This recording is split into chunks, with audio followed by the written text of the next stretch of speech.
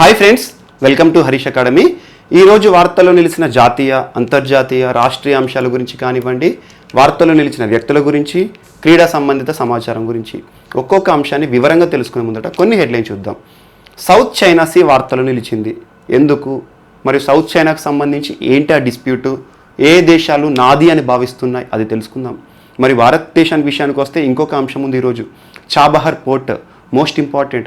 ఈరోజు Chabahar port విషయంలో ఒక కీలక ప్రకటన వచ్చింది. అదేంటి, అసలు దానివల్ల భారత్కి కలిగే ప్రయోజనం ఏంటి, ఇది తెలుసుకుందాం.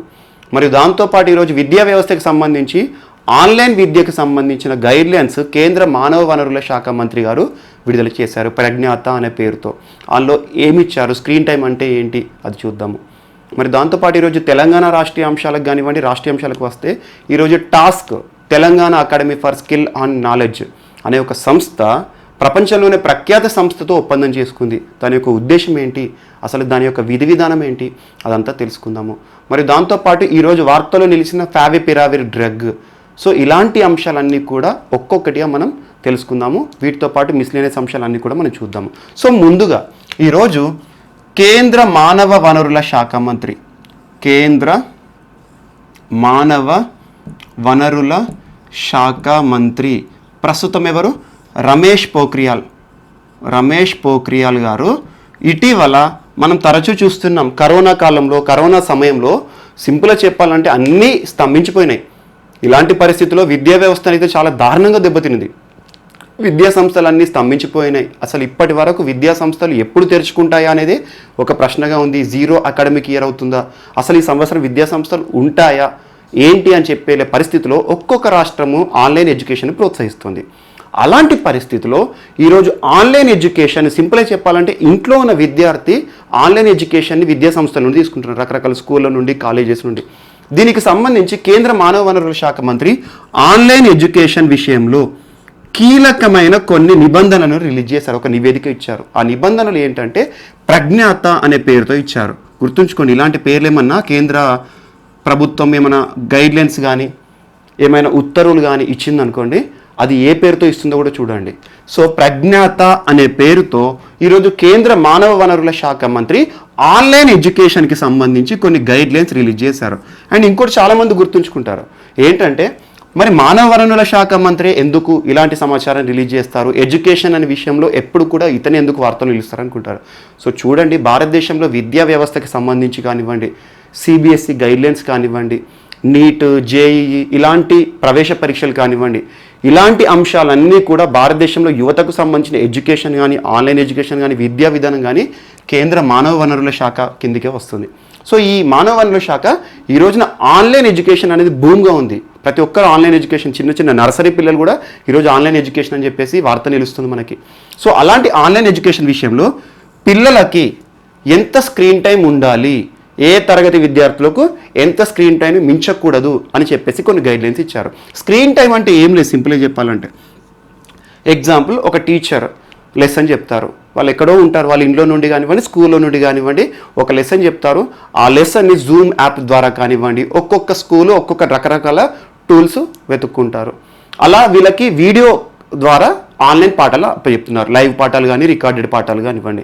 సో ఇలాంటి సమయంలో విద్యార్థి కూర్చొని ఒక రోజున యావరేజ్గా ఎంత ఆ స్క్రీన్ని చూస్తున్నాడు, సింపుల్గా చెప్పాలంటే ఎంతసేపు ఆన్లైన్ ఎడ్యుకేషన్ని వింటున్నాడు, చూస్తున్నాడు. సో దీన్ని స్క్రీన్ టైమ్గా మనం కనుగరిస్తాం. ఎగ్జాంపుల్, ఒక లెసన్ ఉంది, 1 అవర్ ఉందనుకోండి. ఈరోజు ఎగ్జాంపుల్ మనం యూట్యూబ్లో 1 అవర్ క్లాస్ ఉందనుకోండి. సో స్క్రీన్ టైం మనం 1 అవర్ అన్నట్టు, అంటే 1 అవర్ కంటే మించొద్దు అన్నట్టు సింపుల్గా. సో ఈ రకంగా ఆన్లైన్ ఎడ్యుకేషన్ ఏదైతే ఉంటుందో, ఆన్లైన్ ఎడ్యుకేషన్ విషయంలో స్క్రీన్ టైం ఆధారంగా ఈరోజు భారతదేశంలో పిల్లలకి ప్రీ ప్రైమరీ నుండి డిగ్రీ వరకు స్క్రీన్ టైం ఆధారంగా కొన్ని గైడ్లైన్స్ ఇచ్చారు. అందులో ప్రీ ప్రైమరీ విద్యార్థులకి ఆన్లైన్ ఎడ్యుకేషన్ ఇవ్వండి, ప్రాబ్లం ఏం లేదు, ఇవ్వండి. కాకపోతే స్క్రీన్ టైం అనేది ఒక రోజు మొత్తంలో 30 నిమిషాలను మించకూడదు, 30 మినిట్స్ కంటే ఎక్కువ ఇవ్వద్దు. అంటే ఏంటి, ప్రీ ప్రైమరీ అంటే మనకు తెలుసు, ప్రైమరీ కంటే ముందు అంటే సింపుల్గా కిండర్ గార్డెన్స్, మనకి నర్సరీ, ఎల్కేజీ, యూకేజీ, సింపుల్గా ఇక ఫస్ట్ క్లాస్ నుండి మనకు ప్రైమరీ ఎడ్యుకేషన్ స్టార్ట్ అయిపోతుంది. సో ఈ ప్రీ ప్రైమరీ పిల్లలు ఎవరైతే ఉంటారో, అసలు వాస్తవానికి వాళ్ళకి ఏముంటుంది చెప్పేది, ABCDలు 1 2 3లు ఉంటాయి. సో ఇలాంటి పిల్లలు ఎవరైతే ఉంటారో వాళ్ళకి ఒక రోజున ఆన్లైన్ ఎడ్యుకేషన్ ఇవ్వాలి అనుకుంటే సో ప్రతిరోజు యావరేజ్గా తీసుకుంటే 30 మినిట్స్ కంటే మించి వాళ్ళకి ఆన్లైన్ క్లాసెస్ చెప్పొద్దు అన్నట్టు. అంటే దీన్ని వీళ్ళు 10 మినిట్స్ డివైడ్ చేస్తారా, లేకపోతే 15 మినిట్స్ డివైడ్ చేస్తారా, లేదా కంటిన్యూస్ 30 మినిట్స్ ఇస్తారా.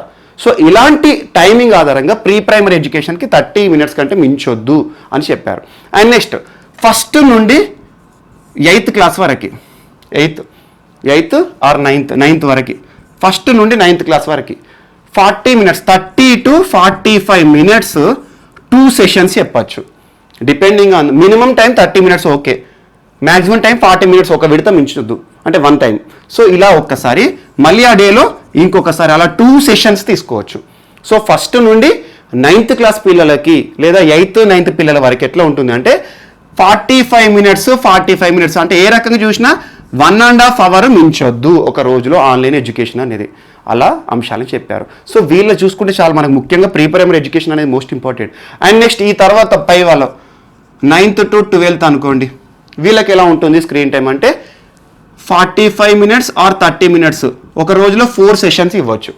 అంటే యావరేజ్ అంటే 1.5 hour అంటే సింపుల్గా 45 అయినా పర్లేదు, 3 to 4 కూడా ఇవ్వచ్చు.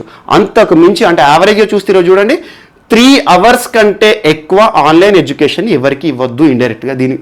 దీని యొక్క ఉద్దేశం ఏంటి, 45 మినిట్స్ 1.5 hour, మళ్ళీ 1.5 hour, 3 hours. సో ఎంతటి పిల్లలకైనా, ఎంత హై స్కూల్ అయినా కాలేజెస్కి అయినా కూడా 3 hours కంటే మించి ఆన్లైన్ ఎడ్యుకేషన్ ఇవ్వకూడదు అనే ఒక ఇండైరెక్ట్ మీనింగ్ ఉంది ఇక్కడ. సో మినిమం 30 మినిట్స్ ఎవరికి, చిన్న పిల్లలకి.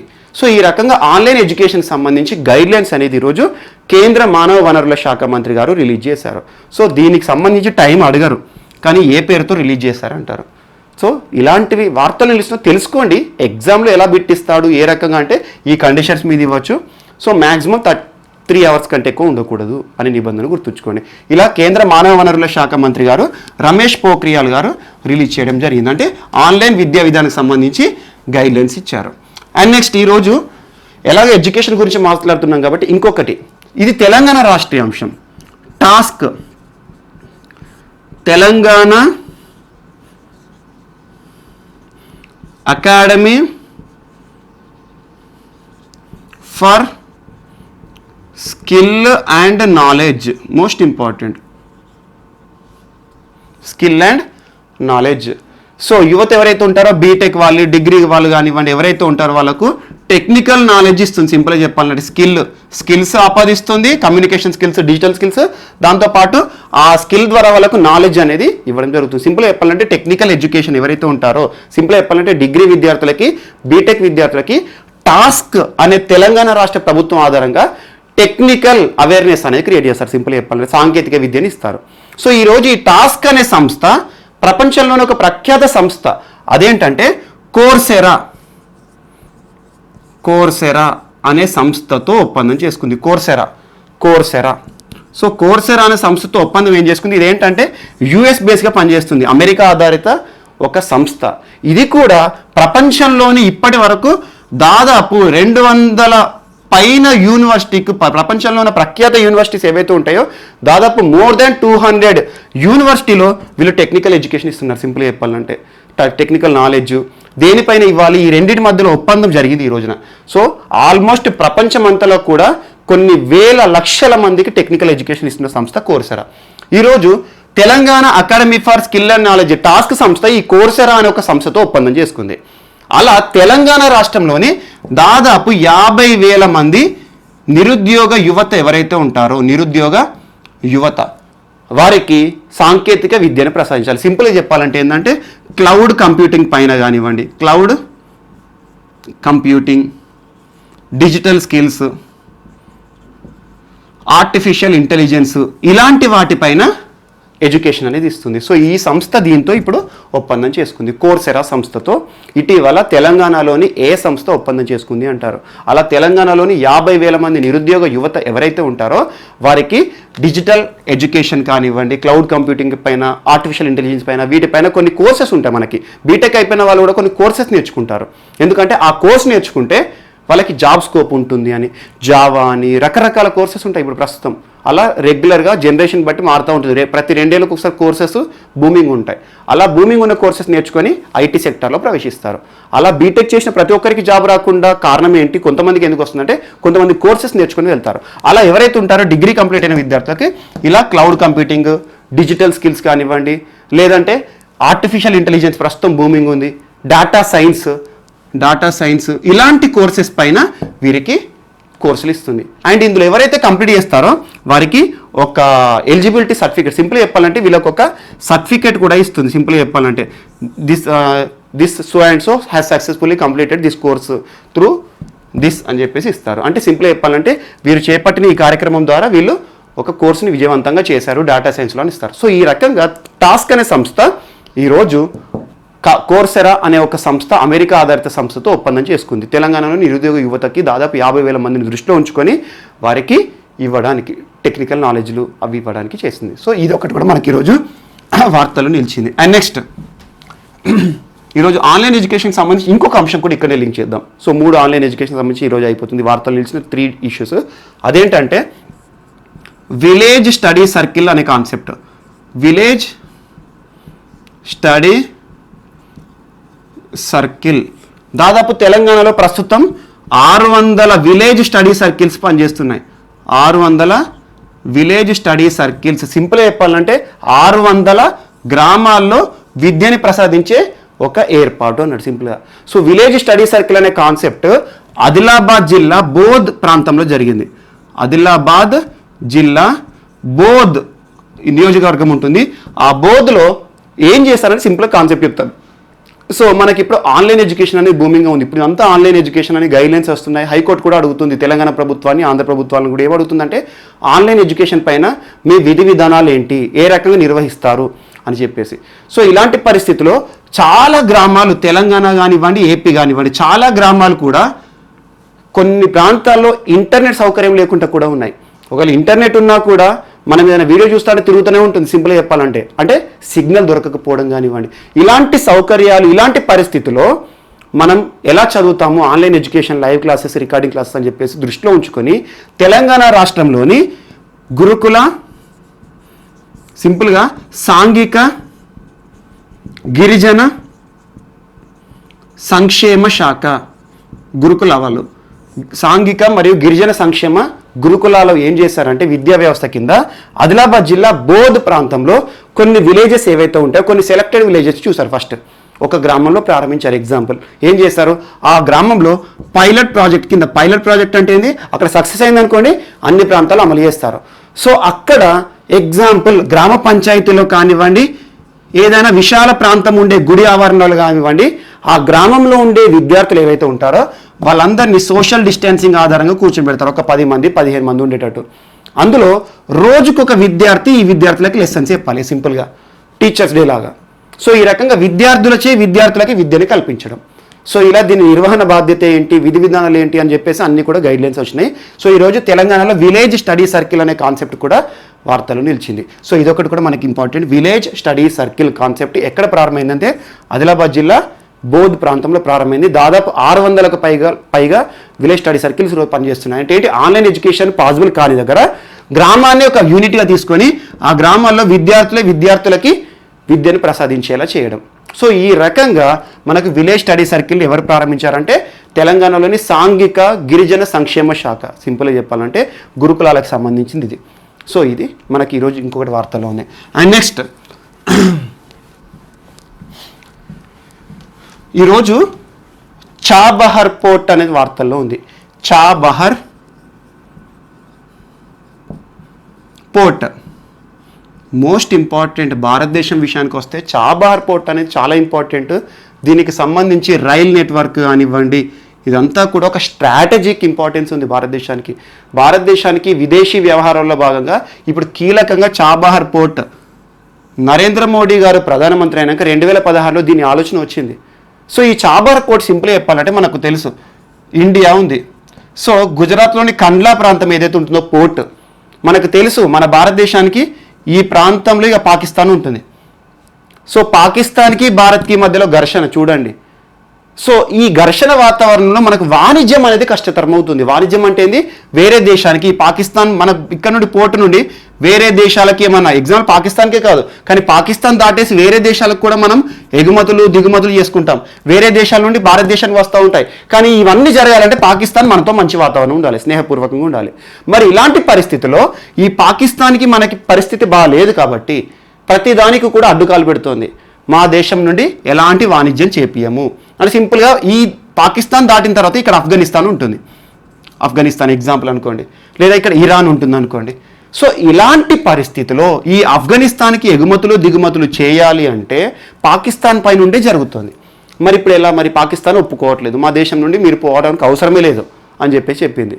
సో ఇలాంటి పరిస్థితుల్లో భారతదేశానికి స్ట్రాటజిక్గా ఇంపార్టెంట్ ఏంటంటే ఈ కండ్లా పోర్ట్ ఏదైతే ఉందో, ఈ కండ్లా పోర్ట్ పక్కన ప్రాంతం ఇది ఏదైతే సింపుల్ ఉందో పాకిస్తాన్, అంటే పాకిస్తాన్ని పక్కకు నెట్టేసి పాకిస్తాన్ బయట ఉన్న దేశాలు ఉంటాయి కదా, ఆఫ్ఘనిస్తాన్, ఇరాన్, ఈ దేశాలు ఏవైతే ఉంటాయో వీటితో వాణిజ్యం చేయడానికి, ఇక్కడ నుండి మిగతా దేశాలకు కూడా వాణిజ్యం చేయడానికి ఒక ఇంపార్టెంట్ లొకేషన్ చూసుకున్నారు. ఆ లొకేషన్ ఏంటంటే ఈ ఇరాన్ దేశం ఉంది కదా, పాకిస్తాన్, ఆఫ్ఘనిస్తాన్, ఇరాన్. ఈ ఇరాన్లో ఈ గల్ఫ్ ఆఫ్ ఒమన్ ప్రాంతం ఉంటుంది. ఇది గల్ఫ్ ఆఫ్ ఒమన్ అంటుంది చూడు, మీరు వరల్డ్ మ్యాప్లో చూడండి, గల్ఫ్ ఆఫ్ ఒమన్ అంటారు. అంటే సింపుల్గా చెప్పాలంటే ఒక సముద్ర తీరం. సో గల్ఫ్ ఆఫ్ ఒమన్ ప్రాంతంలో ఇరాన్ని ఆనుకొని, ఇరాన్లోనే సింపుల్ ఇరాన్ దేశంలోనే ఒక పోర్టు నిర్వహిస్తుంది, పోర్టును కడుతోంది భారతదేశము, ఇరాన్ వారి సౌజన్యంతో కడుతోంది. సో అలా ఇప్పుడు ఏం చేస్తుంది ఈ ఒమన్, దీని కింద ఒమన్ దేశం కానీ ఇవన్నీ ఉంటాయి. సో ఇప్పుడు ఏ జరిగినా కూడా ఆఫ్ఘనిస్తాన్కి మనము ఎక్స్పోర్ట్ చేయాలి అనుకున్నాం అనుకోండి, ఏం చేయాలి, ఇక్కడ నుండి భారతదేశం నుండి ఆఫ్ఘనిస్తాన్ పోవాలంటే మధ్యలో పాకిస్తాన్ ఉంది, నేనున్నాను మధ్యలో చూస్తూనే ఉంది. మరి ఇలాంటి పరిస్థితుల్లో ఆఫ్ఘనిస్తాన్కి మన వాణిజ్యం దెబ్బతింటుంది, ఇరాన్కి వాణిజ్యం దెబ్బతింటుంది. ఏం చేసింది, మనకున్న అదృష్టం ఏంటంటే ఈ సముద్రం, అరేబియన్ సముద్రం. సో ఈ సముద్రం ఏదైతే ఉందో ఈ సముద్ర ప్రాంతం నుండి మనకి వాస్తవానికి మూడు దిక్కులకి కూడా మనది ఇండియా మంచి పెనిన్సులా, మూడు దిక్కులకు సముద్రం ఉండేది, అందులోనూ ఇండియన్ ఓషన్కి క్వీన్ మన భారతదేశం. అలా మూడు దిక్కులకు సముద్రం ఉండడం ద్వారా చాలా వరకు మనకు వాణిజ్యం సులభతరం అవుతుంది. సో ఇప్పుడు ఈ సముద్రమే మనకి ఒక అవకాశంగా మారింది. సో ఈ గుజరాత్ ప్రాంతం, గుజరాత్లో ఉండే పోర్ట్ ఏంటి, కండ్లా పోర్ట్, కండ్లా. ఈ కండ్లా పోర్ట్ నుండి డైరెక్ట్గా ఈ పాకిస్తాన్ మాకు సంబంధం లేని వదిలేసేసింది, మాకు ఇక అవసరం లేదు, దీంతో మాకు కావాల్సిన ఆల్టర్నేటివ్ వేసి చూసుకోవాలి అని చెప్పేసి ఇక్కడి నుండి ఇక షిప్లన్నీ ఉంటాయి కదా, డైరెక్ట్ ఈ పోర్టుకు పోవాలి, ఎక్కడ, ఇరాన్కి. సో ఈ ఇరాన్లో ఒక మంచి పోర్ట్ ఏంటంటే సముద్ర ఆధారంగా చాబహర్ పోర్ట్ అని చెప్పేసి ఒకటి ఏర్పాటు చేసుకున్నారు. సో ఈ చాబహర్ పోర్ట్కి మనం ఎక్స్పోర్ట్ చేసినాం అనుకోండి, ఇక్కడి నుండి ఆఫ్ఘనిస్తాన్కి ఇంకా దగ్గర ఉంటుంది, ఇక ఆఫ్ఘనిస్తాన్కి అవుతుంది, ఇరాన్కి అవుతుంది, ఈ ఇరాన్ బయట ఉన్న దేశాలకు కూడా ఎక్స్పోర్ట్ చేయొచ్చు. అంత ఇంపార్టెంట్ ప్లేస్ చాబహర్ పోర్ట్, మన భారతదేశానికి మోస్ట్ ఇంపార్టెంట్. ఎగ్జాంపుల్ దీనికి కాంపిటీటర్గా ఇంకొకటి కూడా చైనా, మనకు తెలుసు పాకిస్తాన్ చైనా దోస్తులు. సో పాకిస్తాన్ ఎందుకు దోస్తులు అంటే మనకు శత్రువు వాళ్ళకు మిత్రువు ఆటోమేటిక్గా. సో ఇప్పుడు పాకిస్తాన్ ప్రాంతంలో ఇక్కడ సేమ్ మన భారతదేశాన్ని అబ్జర్వ్ చేయడానికి, మన భారతదేశాన్ని దెబ్బ కొట్టడానికి చైనా దేశము ఇక్కడ ఒక పోర్టు కట్టింది, అది గదర్ పోర్ట్, గదర్ పోర్ట్. ఇవి చూసుకోండి, వరల్డ్ మ్యాప్ దగ్గర పెట్టుకోండి, కావాలంటే టైప్ చేసుకోండి, గూగుల్లో ఇమేజెస్ వస్తాయి. పాకిస్తాన్లోనేమో చైనా గదర్ పోర్ట్ కడుతుంది, ఇండియానేమో ఇరాన్లో చాబహార్ పోర్ట్ కడుతుంది. సో ఇది ఇంపార్టెన్స్. సో ఇక్కడ నుండి ఆఫ్ఘనిస్తాన్కి ఎగుమతులు దిగుమతులు, ఇరాన్కి ఎగుమతులు దిగుమతులు జరుగుతాయి. అండ్ ఇక్కడ నుండి చాబహార్ పోర్ట్ నుండి జహేడాన్ అనే ప్రాంతం ఉంటుంది, ఇక్కడ జహేడాన్, అక్కడికి రైల్వే లైన్ వేయాలి. ఇదంతా ఒక ప్రాజెక్ట్, చాబహార్ ప్రాజెక్ట్ అంటారు, చాబహార్ ప్రాజెక్ట్. సో ఈ చాబహార్ ప్రాజెక్ట్కి సంబంధించి ఇండియాకి ఎంత ఇంపార్టెంట్ మీరు చూడండి. వాస్తవానికి ఇరాన్కి అవసరం ఉన్నా లేకున్నా ఇండియాకి ఇంపార్టెంట్ ఎక్కువగా ఇప్పుడు, ఎందుకంటే పాకిస్తాన్ సరఫరా చేసేసి మనం వాణిజ్యం చేసుకోవాలి.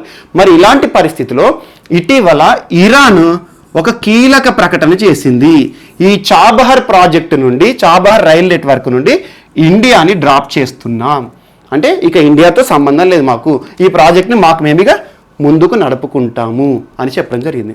ఎందుకు మరి ఇది జరిగిందంటే ఇందులో కొన్ని స్ట్రాటజిక్ రీజన్స్ ఉన్నాయి.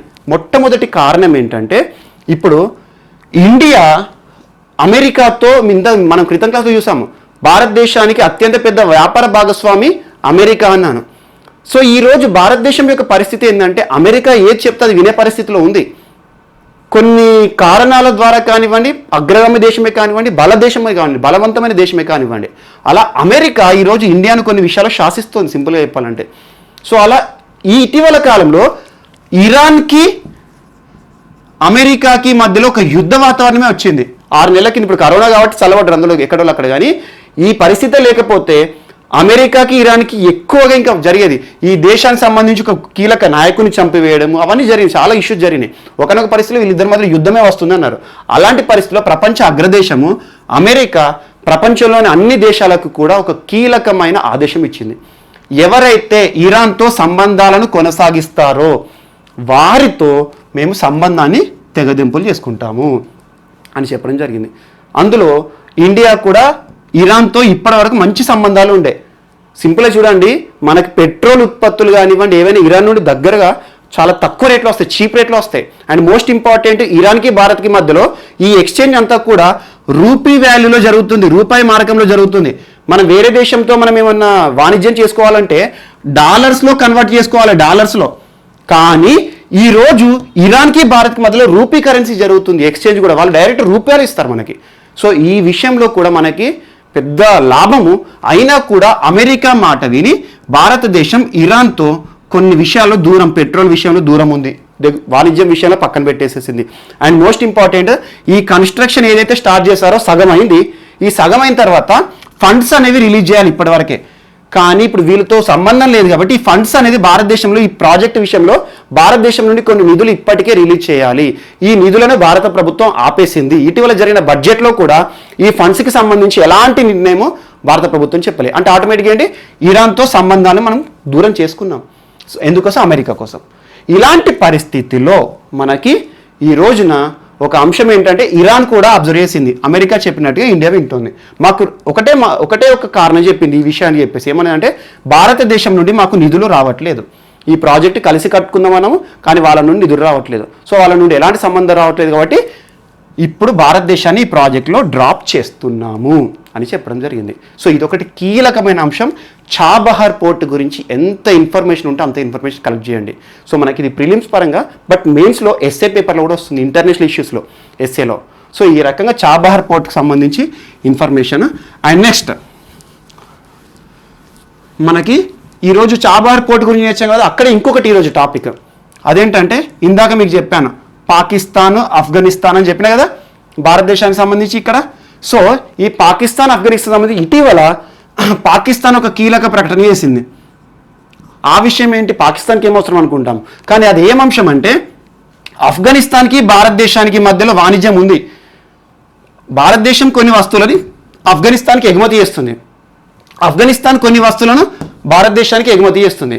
మరి ఇలాంటి విషయంలో ఇటీవల జూలై 15 అంటే ఈ రోజున జూలై 15కి ఆఫ్ఘనిస్తాన్ ఎగుమతులు కొన్ని భారతదేశానికి రావాలి. కానీ రావాలంటే ఇంతకు చెప్పాను, ఈ రెండు దేశాల మధ్యలో వాణిజ్యం జరగాలంటే వీడు మంచోడు కావాలి.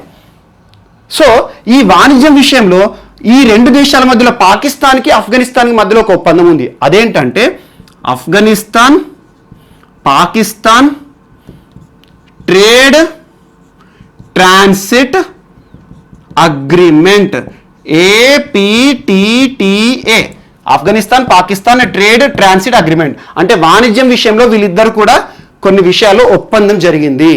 నీ వాణిజ్యంలోకి నేను అడ్డు రావద్దు, నా వాణిజ్యంలో నీకు అడ్డు రావద్దు. అది ఎవరి మధ్యలో జరిగింది? ఆఫ్ఘనిస్తాన్ పాకిస్తాన్ మధ్యలో జరిగింది. సో ఈ రోజున ఆఫ్ఘనిస్తాన్ నుండి కొన్ని ఎగుమతులు అంటే మన భారతదేశానికి దిగుమతి కావాలి.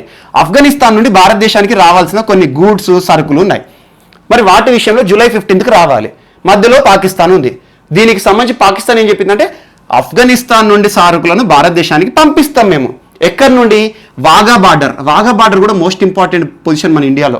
వాఘా బార్డర్ దగ్గర ప్రతిరోజు కూడా ఒక కవాతు నడుస్తుంది. సింపుల్గా భారత ఆర్మీకి పాకిస్తాన్ ఆర్మీ, సింపుల్గా చెప్పాలంటే పంజాబ్ ప్రాంతంలో పాకిస్తాన్ ఇండియాకి మధ్యలో ఉండేదే Wagah border. Most important Wagah strategic location. అలా పంజాబ్ ప్రాంతంలో మనకి ఈ వాఘా బార్డర్ ప్రాంతంలో రోజు మిలిటరీ విన్యాసం జరుగుతూ ఉంటుంది. సో ఇప్పుడు ఈ ఆఫ్ఘనిస్తాన్ నుండి రావాల్సిన దిగుమతులు అంటే వాళ్ళ ఎగుమతులు, మన భారతదేశానికి దిగుమతులు వాఘా బార్డర్ నుండి పంపడానికి మేము ఒప్పుకుంటున్నాము అన్నది. సో ఇప్పుడు మనకు ఆలోచన వస్తుంది, మరి పాకిస్తాన్ భారతదేశానికి దగ్గర అవుతుందా అని. కానీ ఎంత మాత్రం కాదు, ఇంకా దూరమే. ఎందుకంటే వీళ్ళ నుండి వీళ్ళకి వచ్చేది పంపిస్తా, ఎందుకంటే వీళ్ళకి బెనిఫిట్ అది, వీళ్ళు అమ్ముకుంటేనే వీళ్ళకి డబ్బులు వస్తాయి. కానీ ఇక్కడ ఇంకొక కండిషన్ కూడా చెప్పింది, కానీ ఇది ఓన్లీ వన్ సైడే. భారతదేశం నుండి రానున్న ఎగుమతులు ఏవైతే ఆఫ్ఘనిస్తాన్లో దిగుమతులు అయితే చూసినారో, భారతదేశం ఎగుమతులు మాత్రం మా దేశం నుండి యాక్సెప్ట్ చేయము. ఇదొక కండిషన్ కూడా చెప్పింది. అంటే సింపుల్గా అయింది, ఈ యొక్క అగ్రిమెంట్ వీళ్ళిద్దరి మధ్యలో ఉంది కాబట్టి ఆఫ్ఘనిస్తాన్ వాణిజ్యానికి పాకిస్తాన్ అడ్డు రావద్దు, అందుకోసమని వాళ్ళ వాణిజ్యాన్ని భారతదేశానికి పంపుతుంది, వాగా బార్డర్ నుండి వస్తుంది. కానీ భారతదేశం నుండి వాణిజ్యము ఆఫ్ఘనిస్తాన్కి పంపము అని చెప్పడం జరిగింది. ఇదొకటి ఈరోజు మనకు మోస్ట్ ఇంపార్టెంట్ వార్త. ఆఫ్ఘనిస్తాన్ నుండి ఆఫ్ఘనిస్తాన్ నుండి వాగా బార్డర్ నుండి, మనకి వాగా బార్డర్ పంజాబ్లో ఉంటుంది, అక్కడి నుండి ఆఫ్ఘనిస్తాన్ యొక్క ఎగుమతులు భారతదేశానికి దిగుమతి అవుతాయి. దానికి పాకిస్తాన్ కూడా కన్సెంట్ ఇచ్చింది. సో ఈ రోజున రావాలి. అలా ప్రతి దేశానికి కూడా వాణిజ్యం మనకు తెలియకుండా చాలా జరుగుతుంది. కాబట్టి ఇది వార్త కాబట్టి మనం తెలుసుకోవాలి, ఎందుకంటే పాకిస్తాన్ విషయంలో ఒక స్ట్రాటజిక్ పాయింట్ ఉంది కాబట్టి. ఇలాంటి లొసుగులు ఉన్నాయి, భారతదేశం నుండి పంపము, పాకిస్తాన్ అడ్డుకుంటుంది అన్న విషయాలను దృష్టిలో ఉంచుకొని భారతదేశము ఇరాన్తో చాబహార్ పోర్ట్ ఉంది, కానీ ఈరోజు అది కూడా డ్రాప్ అయ్యే పరిస్థితి వచ్చింది. సో చాలా ఒక అమెరికా నమ్ముకొని చాలా విషయాలు దూరం అవుతుంది. సో ఇదొకటి కూడా ఇంపార్టెంట్. ఇది సావరిన్ భారతదేశ సార్వభౌమత్వానికి కూడా ఒక ప్రశ్నగా మిగులుతుంది. సో ఇదొకటి కూడా మనకి ఈరోజు most important. And next, so ఈ చాబహార్ పోర్టు అండ్ ఇంకోటి చూసుకోండి, హార్ముజ్ జలసంధి అని ఒకటి ఉంటుంది. హార్ముజ్ జలసంధి కానివ్వండి, ఇవన్నీ కూడా ఖచ్చితంగా రెగ్యులర్గా బిట్స్ అడుగుతారు. చాబహార్ పోర్ట్ ఏ దేశం దగ్గర, పక్కనున్న దేశం చూసుకోండి, ఎక్కడి నుండి ఎక్కడికి పోతుంది, జహైడాన్ రైల్ నెట్వర్క్ ఎక్కడికి ఉంది.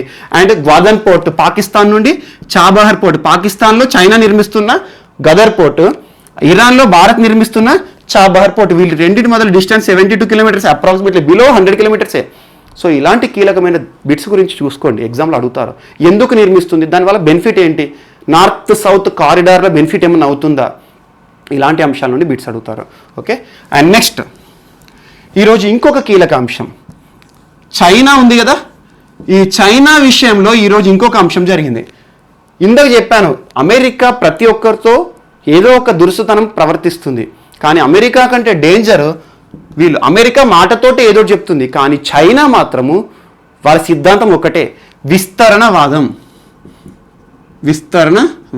అగ్రెషన్. సింపుల్గా చెప్పాలంటే ఎట్లా అంటే, పక్కన సరిహద్దు పంచుకుంటున్న ప్రతి దేశంతో చైనా గొడవ పెట్టుకుంటుంది. ఇటీవల కాలంలో చూడండి, మనం హాంకాంగ్ విషయంలో కానివ్వండి, ప్రతి ఒక్కటి కూడా వాళ్ళ స్వాతంత్రాన్ని దెబ్బతీసే బిల్లు కానివ్వండి, వియత్నాంతో ఎప్పుడు గొడవలే, తైవాన్తో ఎప్పుడు గొడవలే. ఎందుకు అంటే దాని దరిదాపుల్లో ఉన్న దేశాలతో సహించదు. సో ఈ చైనా విషయంలో ఇక్కడ ప్రాంతంలో, ఆగ్నేయ ఆసియా ప్రాంతంలో సౌత్ చైనా సీ అనే ఒక సముద్రం ఉంటుంది, సౌత్ చైనా సీ. ఇది కూడా ఈరోజు వరల్డ్ మ్యాప్ ఒక్కరోజు ఈరోజు మీరు చూడండి ఖచ్చితంగా, political map and physical map ఒకసారి చూడండి, వరల్డ్ మ్యాప్ సంబంధించి ఆ విషయాన్ని చూసి ఇవన్నీ అర్థమవుతుంది. ఒకటేసారి ఇటు సైడ్ అంతా కవర్ అవుతుంది. సో సౌత్ చైనా సీ అనేది ఒకటి ఉంటుంది.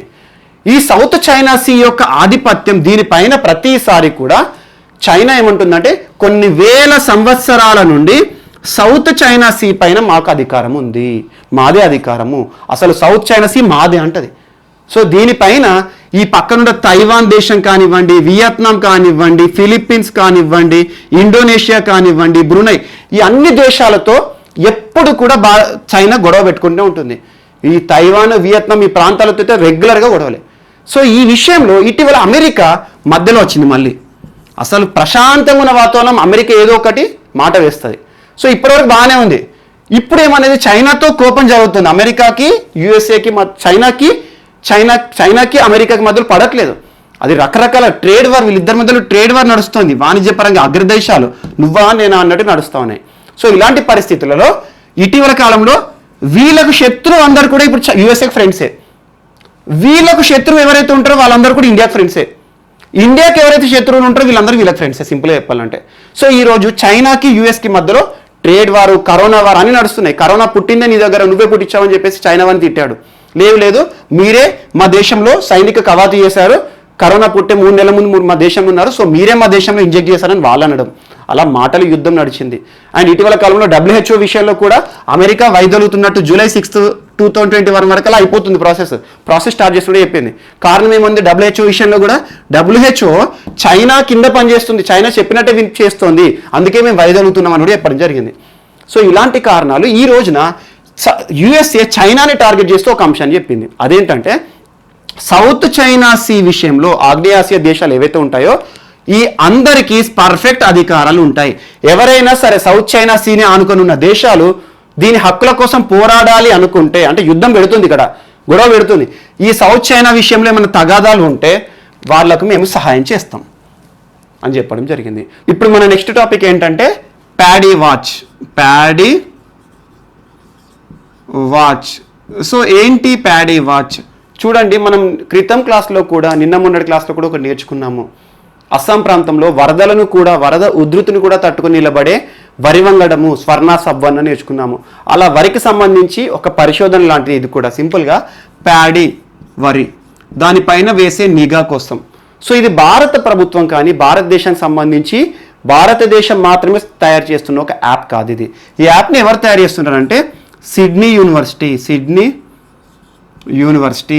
యూనివర్సిటీ ఎవరి సహాయంతో దీన్ని తయారు చేస్తుంది అంటే గూగుల్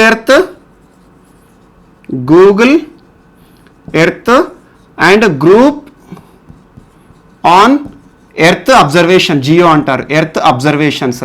సింపుల్గా చెప్పాలంటే మనకు తెలుసు గూగుల్ ఎర్త్ అని చెప్పేసి మనం గూగుల్లో కొడితే ఏ ప్రాంతాన్నైనా కూడా ఎక్స్పోజ్ చేయొచ్చు, సింపుల్గా చూడొచ్చు అలా జూమింగ్ చేసుకుంటూ. సో అలా వీటి సహాయంగా ఈరోజు సిడ్నీ యూనివర్సిటీ ఒక ప్యాడీ వాచ్ అనే ఒక యాప్ని తయారు చేస్తుంది. ఎందుకోసం అంటే monitoring of paddy lands. Monitoring సింపుల్గా చెప్పాలంటే ప్యాడీ ల్యాండ్, వరికి సంబంధించి పొలాలు కానివ్వండి, వ్యవసాయ భూములు కానివ్వండి, వాటిని అబ్జర్వ్ చేయడానికి కెమెరాల సహాయంతో సింపుల్గా చెప్పాలంటే ప్యాడీ వాచ్ అనే యాప్లో ఈ గూగుల్ ఎర్త్ అనేది ఇమేజెస్ ఇస్తుంది సింపుల్గా చెప్పాలంటే. సో అలా ఒక ప్యాడీ వాచ్ అనే ఒక యాప్ ఈరోజు సిడ్నీ యూనివర్సిటీ తయారు చేస్తుంది. అండ్ దీనికి సంబంధించి చాలా దేశాలు కూడా టెక్నికల్ నాలెడ్జ్ ఇస్తుంది. అలా భారతదేశం నుండి మీకు నిన్న కూడా చెప్పాను నేను, భారతదేశం నుండి వ్యవసాయానికి సంబంధించి పరిశోధనలు చేసే అత్యున్నత సంస్థ ఐకార్ అని, Indian council of agriculture research. అలా భారతదేశం నుండి ఐకార్ సహాయం దీన్ని తీసుకుంటుంది. అలా చైనా, నెక్స్ట్ మీకు ఇండోనేషియా, అలా ఫిలిప్పీన్స్, ఒక్కొక్క ప్రాంతం నుండి ఒక్కొక్క దేశం దీనికి ఈ యాప్కి సంబంధించి టెక్నాలజీ సాయం ఇస్తుంది. సో అలా ఈరోజు యాప్ ఏదైతే వార్తలు నిలిచిందో అది ప్యాడీ యాప్. అండ్ నెక్స్ట్ ఈరోజు ఇండియా మ్యాటర్కి వచ్చేసి, ఇక ఇండియాకి సంబంధించి ఈరోజు శుద్ధ్ అనే ఒక పరికరం, సింపుల్గా చెప్పాలంటే శుద్ధ్ అనే ఒక పరికరం వార్తలో నిలిచింది. శుద్ధ్ అంటే ఏంటి? శుద్ధి సింపుల్గా చెప్పాలంటే క్లీన్ చేయడం. ఈ శుద్ధ్ అనే పరికరాన్ని ఎవరు తయారు చేశారు అంటే IIT Kanpur, Indian institute of technology Kanpur. So రెగ్యులర్గా ఈ కరోనా కాలంలో కాన్పూర్ సంబంధించి ఐఐటి వార్తలు నిలుస్తుంది. క్రితం కూడా మనం కాన్పూర్ నుండి 2-3 ప్రోడక్ట్స్ గురించి నేర్చుకున్నాం ఏమేమి తయారు చేసినాయని. ఈరోజు శుద్ధ్ అనే మొబైల్ బేస్డ్ ఒక పరికరాన్ని తయారు చేసింది. ఇది దేని ఆధారంగా పనిచేస్తుందంటే యూవీ రేస్ ఆధారంగా, అల్ట్రా వైలెట్ రేస్ ఆధారంగా పనిచేస్తుంది. సింపుల్ చెప్పాలంటే దీనికి ఒక 6 లైట్స్ ఉంటాయి, యూవీ లైట్స్, ఛాంబర్ లాగా ఉంటుంది సింపుల్గా చెప్పాలంటే. అలా ఛాంబరు టోటల్గా ఒక రౌండ్ షేప్లో ఉంటుంది ఒక పరికరం. దానిపైన మొబైల్ ఫోన్కి కనెక్షన్ ఇస్తారు. అలా మొబైల్ ఫోన్తో ఈ మొబైల్ ఫోన్ సాయంతో ఈ పరికరం మొత్తాన్ని కూడా ఆపరేట్ చేయొచ్చు. అలా ఈ పరికరం యొక్క యూజ్ ఏంటంటే ఇటీవల కాలంలో మనం చూస్తున్నాం, మనకు సింపుల్గా చెప్పాలంటే డిస్ఇన్ఫెక్టెంట్ అని, శానిటైజేషన్ అని, స్టెరిలైజేషన్, శానిటైజేషన్, డిస్ఇన్ఫెక్షన్ అని చెప్పేసి రెగ్యులర్గా వింటున్నాం మనం. అలా ఒక పరికరాన్ని కానీ ఒక వాతావరణాన్ని కానీ సింపుల్గా చెప్పాలంటే క్లీనింగ్ చేసే ఒక పరికరం. మీరు చూడండి, క్రితం యూవీ బ్లాస్టర్ అనే పేరుతో డిఆర్డిఓ తయారు చేసింది. సేమ్ ఇది కూడా అలాంటిదే. సో ఇప్పుడు ఈ పరికరం అనేది చిన్న పరికరం. ఈ పరికరాన్ని ఈ రూమ్లో కానీ లేదా రద్దీ ఎక్కువగా ఉండే ప్రాంతాలు, బస్ స్టాండ్ కానీ రైల్వే స్టేషన్లో రూమ్స్ ఉంటాయి కదా, అలా ఒక రూమ్లో ఇది పెట్టేసేసి సింపుల్గా చెప్పాలంటే యూవీ రేస్ ఆధారంగా 6 యూవీ రేస్ ఉంటాయి, దీనికి యూవీ లైట్స్ ఉంటాయి. సో మొబైల్ ఫోన్ సాయంతో ఆ ప్రాంతం మొత్తాన్ని కూడా ఇది స్టెరిలైజ్ చేస్తుంది. సింపుల్గా చెప్పాలంటే మనం మొబైల్ ఫోన్తో దాన్ని ఆపరేట్ చేయొచ్చు. ఆ లైట్స్ ఆన్ అవుతాయి, ఆటోమేటిక్గా దాని చుట్టుపక్కల ఉండే ప్రకాశవంతమైన ఏరియా ఏదైతే ఉంటుందో ఆ ప్రాంతం మొత్తం కూడా డిస్ఇన్ఫెక్షన్ జరుగుతుంది సింపుల్గా చెప్పాలంటే. సో స్టెరిలైజేషన్ కానీ శానిటైజింగ్ కానీ జరుగుతుంది ఈ రకంగా. ఎందుకంటే ప్రస్తుతం ఎక్కువగా మీరు ఎక్కడికి పోయినా, షాపింగ్ మాల్స్ పోయినా, ఏ ప్రాంతం పోయినా, చిన్న కిరాణం షాప్లకు పోయినా కూడా మనకి చేతికి శానిటైజేషన్ అనేది కొడుతున్నారు. అలా రకరకాల శానిటైజింగ్ ఎక్విప్మెంట్స్ ఈరోజు వార్తలు నిలుస్తూ ఉన్నాయి. ఈరోజు ఐఐటి కాన్పూర్ వారు శుద్ధ్ అనే ఒక పేరుతో ఈ యొక్క డిస్ఇన్ఫెక్టింగ్ ఎక్విప్మెంట్ అనేది తయారు చేయడం జరిగింది. సో ఇదొకటి కూడా మనకి జస్ట్ ఒక బిట్. శుద్ధ్ అనే ఒక డిస్ఇన్ఫెక్టింగ్ పరికరాన్ని సింపుల్గా చెప్పాలంటే ఒక ప్రాంతాన్ని శుద్ధి చేసే ఒక పరికరాన్ని ఇటీవల ఎవరు కనిపెట్టారంటే ఐఐటి కాన్పూర్. ఇదొకటి కూడా మోస్ట్ ఇంపార్టెంట్. అండ్ నెక్స్ట్ ఈరోజు ఒక క్యాంపెయినింగ్ వార్తల్లో నిలిచింది. అదేంటంటే రీఇమాజిన్ క్యాంపెయిన్. Reimagine campaign. ఈ క్యాంపెయిన్ రీఇమాజిన్ పేరు, ఈ క్యాంపెయిన్ పేరు. ఈ క్యాంపెయిన్ ఎవరిని ఉద్దేశిస్తూ అంటే ముఖ్యంగా వల్నరబుల్ సెక్షన్స్. వల్నరబుల్ అంటే ఏంటి? వల్నరబిలిటీ, ఎవరైతే వ్యాధి బారిన పడతారు అని చెప్పే పీపుల్ ఉంటారు. సింపుల్గా కరోనా బారిన పడ్డ వాళ్ళకు ఎక్కువ ప్రమాదం ఎవరిని చూపిస్తుంది? యూత్ పైన తక్కువగా ఉంటుంది, చిన్నపిల్లల పైన ఎక్కువ ప్రభావం ఉంటుంది. 10 years లోపల కరోనా బారిన పడ్డారనుకోండి, శ్వాస తీసుకోవడం ఇబ్బంది ఉంటుంది, చివరికి మార్టాలిటీగా కూడా మారే అవకాశం ఉంటుంది. అలా 65 years కంటే ఎక్కువ వయసు ఉందనుకోండి, 65 years వాళ్ళకి ఎక్కువ ఉంటే ఏంటంటే సింపుల్గా వాళ్ళకి రోగనిరోధక శక్తి తక్కువగా ఉంటుంది. అందుకే చూడండి, ఇటీవల బీహార్ ఎన్నికలు, రానున్న ఎన్నికల్లో 65 years కంటే ఎక్కువ ఉన్న వాళ్ళకు కూడా పోస్టల్ బ్యాలెట్ సౌకర్యం ఇస్తాము అని చెప్పేసి సెక్షన్ 60 గురించి మనం ప్రస్తావించాము. అలా వల్నరబుల్ సెక్షన్ అంటే ఏంటంటే ఎక్కువగా కరోనాకి ఎక్స్పోజ్ అయ్యి ఇబ్బంది పడేవాళ్ళు. సింపుల్గా చెప్పాలంటే సులభంగా వాళ్ళకి వ్యాధి లక్షణాలు కనబడతాయి. ఒకవేళ వ్యాధి వస్తే దాన్ని తట్టుకునే శక్తి కూడా వాళ్ళకు ఉండదు. అలా ఈరోజు ఈ వల్నరబుల్ సెక్షన్స్ సింపుల్గా ఓల్డ్ పీపుల్ని మరియు చిన్నపిల్లల్ని దృష్టిలో ఉంచుకొని వాళ్ళకు సంబంధించి అవగాహన చేపట్టే ఒక క్యాంపెయినింగ్ రీఇమాజిన్ క్యాంపెయిన్ అనేది ఈరోజు వార్తల్లో నిలిచింది. ఈ రీఇమాజిన్ క్యాంపెయిన్ అనే ఒక అవగాహన కల్పించే ఈ కార్యక్రమాన్ని ఎవరు చేపడుతున్నారు అంటారు. సో దీనికి సంబంధించి మోస్ట్ ఇంపార్టెంట్ చిన్నపిల్లలకు సంబంధించి ఇంటర్నేషనల్ ఆర్గనైజేషన్ ఒకటి ఉంటుంది, UNICEF. Most important United Nations International Children's Emergency Fund, UNICEF. So UNICEF సంబంధించి ఒక్కొక్క దేశంలో ఒక్కొక్క బ్రాంచ్ లా ఉంటుంది.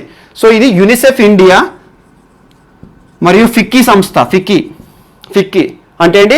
Federation of Indian chamber of commerce and industries. So FICCI, ఈ రెండు సంస్థలు కలిసి రీఇమాజిన్ ఇండియా, సింపుల్గా రీఇమాజిన్ అనే ఒక క్యాంపెయిన్ని ముఖ్యంగా వల్నరబుల్ పీపుల్ని దృష్టిలో ఉంచుకొని ఈ క్యాంపెయిన్ చేయడం జరుగుతుంది. సో ఇదొకటి కూడా మోస్ట్ ఇంపార్టెంట్. ఎందుకంటే ఇలాంటి అవగాహన కార్యక్రమాలు ఎక్కడెక్కడ నిలుస్తున్నాయి. ఇటీవల కాలంలో మనం మధ్యప్రదేశ్ సంబంధించి రోకోటోకో అని నేర్చుకున్నాము. సో అలాంటి ఇప్పుడు రీఇమాజిన్ పేరిట ఈ క్యాంపెయినింగ్ మనకు వార్తల్లో ఉంది. ఎవరింటి టార్గెట్ చేస్తూ ఎవరి విషయంలో అవగాహన కల్పించడానికంటే వల్నరబుల్ సెక్షన్స్. సేమ్ ఇలాంటివి చూడండి, ఇంకొకటి వృద్ధులని దృష్టిలో ఉంచుకొని వృద్ధులకు అవగాహన కల్పించడానికి నీతి ఆయోగ్ కూడా ఒక క్యాంపెయినింగ్ చేసింది, నానా నాని దాదా దాది అని. సో అది కూడా అది మే నెలలో జరిగింది, బట్ ఇక్కడ జస్ట్ లింక్ చేస్తున్నాను. సో అలా వల్నరబుల్ సెక్షన్ని టార్గెట్ చేస్తుంది. అండ్ నెక్స్ట్ ఈరోజు పాంగోలిన్ అనే ఒక జంతువు వార్తలో నిలిచింది. పాంగోలిన్ మనకు గూగుల్లో పాంగోలిన్ అని కొట్టండి, పాంగోలిన్స్. సింపుల్గా చెప్పాలంటే ఒక ఉడతలాగానే ఉంటుంది జంతువు. ఇది ఏదంటే దీని శరీరం మొత్తం కూడా స్కేల్స్ ఉంటాయి. స్కేల్స్ అంటే ఏంటి? ఇట్లా చిప్పలుగా ఉంటాయి చిన్నగా. సో స్కేల్స్ ఉంటాయి. అలా దీన్ని ఎవరైనా తాకారనుకోండి, ఇది టోటల్గా రౌండ్గా బాల్ లాగా అవుతుంది, బౌన్స్ అవుతుంది. సో అలాంటిది ఒక జంతువు ఈరోజు వార్త నిలిచింది, పాంగోలిన్. సో ఈ పాంగోలిన్ విషయానికి వస్తే ఈ రోజున ఎందుకు వార్తలో నిలిచింది అంటే మనకు తెలుసు ఒక సంస్థ యుఎన్ఓడిసి ఫుల్ ఫామ్ గురించి మనం ఎప్పుడంటే నషాముక్త భారత్ గురించి తెలుసుకున్నప్పుడు, డ్రగ్స్ సంబంధించి అంతర్జాతీయ డ్రగ్స్ వ్యతిరేక దినోత్సవం నేర్చుకున్న రోజు చెప్పుకున్నాం. సో యుఎన్ఓడిసి అంటే United nations office on drugs and crimes అనే ఒక ఆఫీస్. సింపుల్గా చెప్పాలంటే ప్రపంచ సంస్థ ఇది. ప్రపంచంలోని అన్ని దేశాలకు సంబంధించి డ్రగ్స్కి పైన నేరాలు, డ్రగ్స్కి సంబంధించి నేరాలు ఏం జరుగుతున్నాయి, మరియు రకరకాల నేరాలు ఏం జరుగుతున్నాయి, అక్రమ ఆయుధాలకు సంబంధించి కానివ్వండి, డ్రగ్స్ ఒక దేశంలో ఒక దేశానికి అక్రమంగా ఎగుమతులు దిగుమతులు కావడం కానివ్వండి, అలా అక్రమంగా జంతువులకు సంబంధించి ఒక దేశానికి ఎగుమతులు దిగుమతులు కానివ్వండి, దానిపైన ఇది పరిశోధన చేస్తుంది. సింపుల్గా చెప్పాలంటే ఇది ఇంటర్నేషనల్ ఆర్గనైజేషన్, దానికి సంబంధించి ఒక అపెక్స్ బాడీ. సో దీని యొక్క హెడ్ ఆఫీస్ ఎక్కడ ఉంది? వియన్నా ఆస్ట్రియాలో ఉంటుంది, ఆస్ట్రియా దేశంలో ఉంటుంది, వియన్నా దేశంలో ఉంటుంది. సో ఇటీవల ఇది ఒక రిపోర్ట్ ఇచ్చింది. సో ఇది దీని డ్రగ్స్కి సంబంధించి, క్రైమ్స్ సంబంధించి రిపోర్ట్ ఇస్తుంది. మనం అప్పుడు డ్రగ్స్ డేకి సంబంధించి తెలుసుకున్నప్పుడు ప్రతి సంవత్సరం ఎంతమంది డ్రగ్స్ బారిన పడుతున్నారు అని చెప్పేసి నేర్చుకున్నాం. ఈ రోజు ఏం రిపోర్ట్ ఇచ్చింది అంటే ఈ పాంగోలిన్ పైన ఎక్స్క్లూజివ్గా ఒక రిపోర్ట్ ఇచ్చింది. పాంగోలిన్ పైన ఏంటంటే 2014 నుండి 2018 వరకు ఈ పాంగోలిన్కి సంబంధించి వీటిపైన ఉండే స్కేల్స్ అని చెప్పాను కదా, ఆ చిన్న చిప్పలు, సింపుల్గా చెప్పాలంటే బొచ్చెలు అంటాము, చిన్నవి.